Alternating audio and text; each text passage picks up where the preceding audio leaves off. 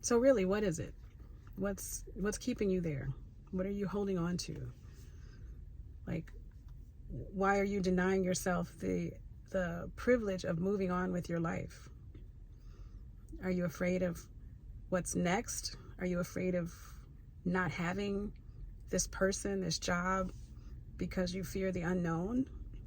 Because this situation or situationship is all you've known for the past, few weeks, few months, few years? When are you going to do what's right for you and not what's right to you? Because whatever it is, I guarantee you're not happy.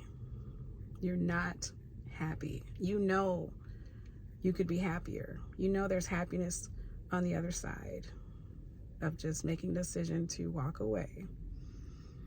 You need to let it go. It's time. It's time. It's a new season. It's almost 2025.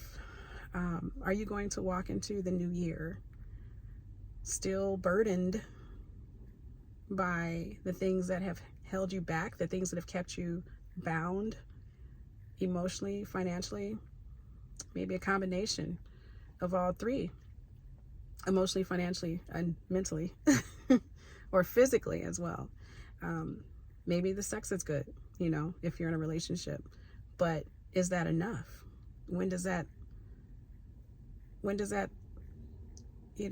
get you to where you need to be? Are you fulfilled in the rest of who you are as a person? It just, sometimes we're so used to the familiar that we're afraid to venture out. But you already know that what's familiar is not it. It's not it. That person isn't it. That job isn't it. It's temporary. And you're there as a placeholder, holding space for that thing or that person that gives you some type of temporary comfort or gratitude in the moment. You might get a paycheck. You might get a phone call might have company on a Saturday night, but is this person good for you? Is this situation good for you? Is this job good for you long term? When you really take a look at what you want, and I think you should write it down, put it on paper, your ideal scenario, whether it's with a person, a job. What do you want? And be specific. Because when you're honest with yourself and you write it down, you have something to refer to later, because it's easy to shift it when we don't have something to be accountable to. It's easy to shift that ideal and say, oh, I know I really wanted this, but it's kind of close to that. No, don't shift it just because it's close to what you want. Now, I'm not saying don't ever compromise, but don't keep settling for something that is beneath you. You're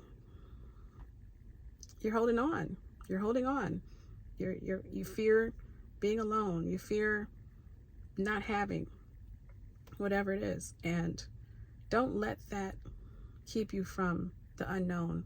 And it may be lonely for a little bit. It may be hard, but that's when you have to face that. You have to get into that portion of yourself. You can't swing from vine to vine and expect to be okay, because you need to detox. You need to heal. You need to reflect not only on what you want, but what it is about you that put you in that situation in the first place. What in you attracted that? What in you wanted that? Are you going to take a season, take some time to develop you before your next venture, your next relationship, your next job? You got to take time. So I just want to encourage you to not hold on just for the sake of holding on. Don't hold on just because it feels familiar, just because it's all you've known for the past, however long, year, 2 years. There are other things that are waiting for you, other people that are waiting for you. And it may not be right away, but it will come. And what will come is going to be better than what has been. So do right by yourself. Make that decision. Move on. Let it go. Like, subscribe, comment.